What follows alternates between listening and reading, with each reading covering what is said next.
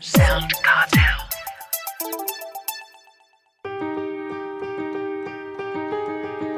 From SoundCartel, I'm Nicole Goodman, and this is Business Essentials Daily.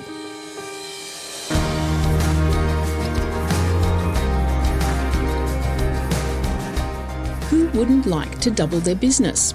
Well, according to Melissa Browne, founder of Mel Browne Money, while it might sound fantastical, it's entirely possible if you focus on profit and not just sales. Melissa explains the ingredients of her secret sauce to Jeff Waters. So first of all, what we're not talking about is sales, because sales are a vanity metric. They're really important, but when we're talking about doubling your business... But they bring income.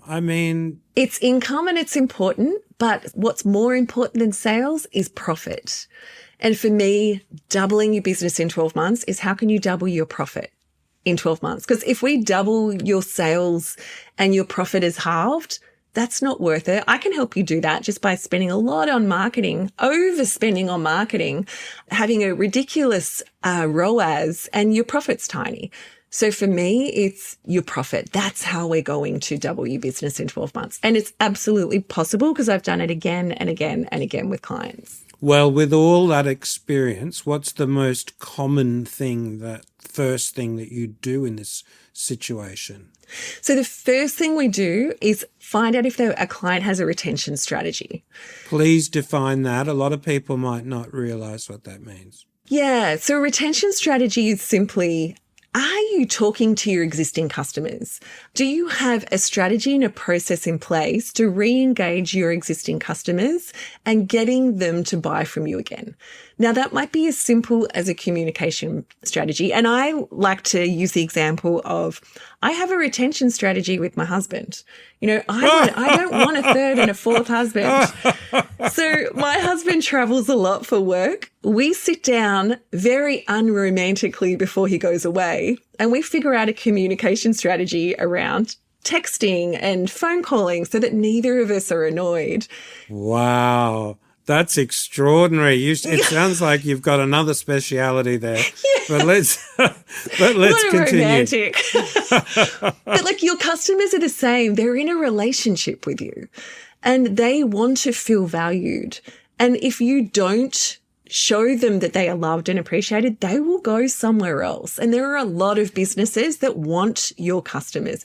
It is so much more expensive to win a new customer than it is to keep an existing customer. So having a strategy around talking to your customers, letting them know, we presume often arrogantly as business owners that our customers are thinking about us and that they know everything we do. So letting them know, whether that's through EDMs, so through emails, whether that's through going and visiting them. When I had my accounting firm, we would have a schedule where we would go and visit our customers and we weren't going to sell them. We were just going to have a conversation. And during that conversation, you'd find out what they needed. I'm sorry, Melissa, to interrupt here, but you were talking about doubling business and now you're talking about keeping my existing customers happy, which is fine, which is great, but how's that going to double my business? What's next? So the stats, though, around that, you can add 40% to your bottom line if you can keep more of your retained customers happy. It's wild, the difference you can make. 40%? Mm-hmm. Yeah. If you can keep more customers happy, the difference it can make to your bottom line is exponential. So that's one. Two is to look at the numbers and understand the ones that you need to make the most changes to, and it's finding your low-hanging fruit. So for some people, that might be their conversion rate. So you might be marketing so well, and yet you haven't really put time into conversion. That might be skilling up your receptionist. That might be understanding what color the buttons on your website need to be or where things need to be positioned.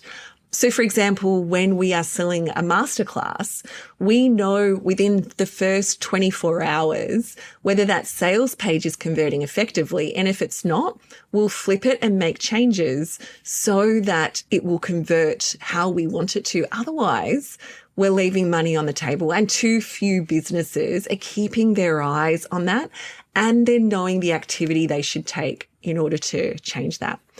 Another really important one is your average price. So again, too few people know what their average price is.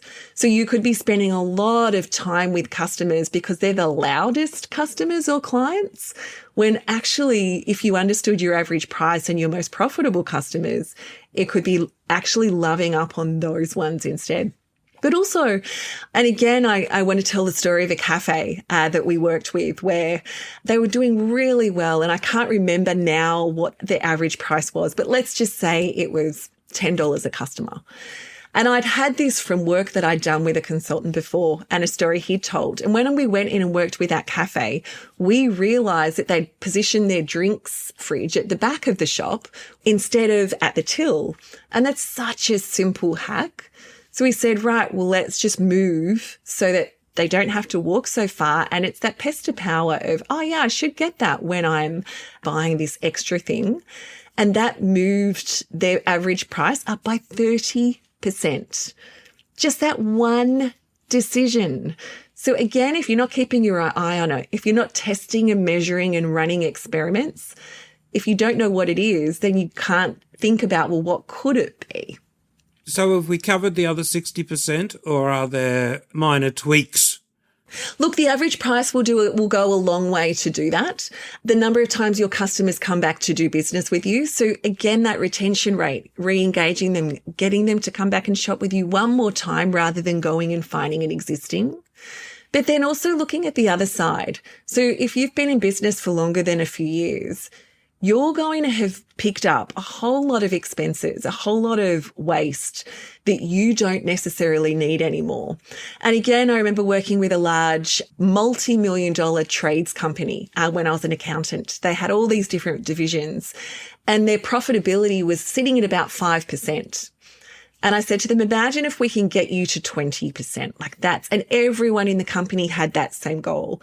And yes, we looked at all of these things, but also they looked at what did it cost them to do this? And they looked at ways to eliminate waste. They look at how could we do this? How could we use technology? And they initially wanted to get to 30. And I was like, let's go from 5 to 20, multi-million-dollar company. That's a big lift. They never got to 30, but they got to 23. And when you are doing 5 million, that's an enormous difference to your bottom line. So again, yes, we want to look at pre-sale figures like leads and average rates, average pricing and conversion rates and so on. But we also don't want to forget about our cost of goods sold and going through our expenses and questioning, do we need this anymore? Can we swap this for something cheaper and better and smarter? That's Melissa Browne, founder of Mel Browne Money.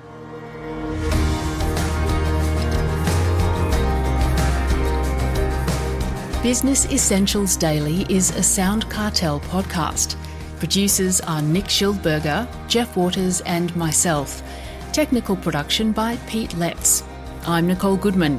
Thanks for listening. We'll bring you more Be Daily next week.